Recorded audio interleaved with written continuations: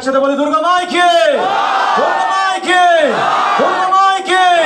শাহবারা নতুন পুজো কমিটি কি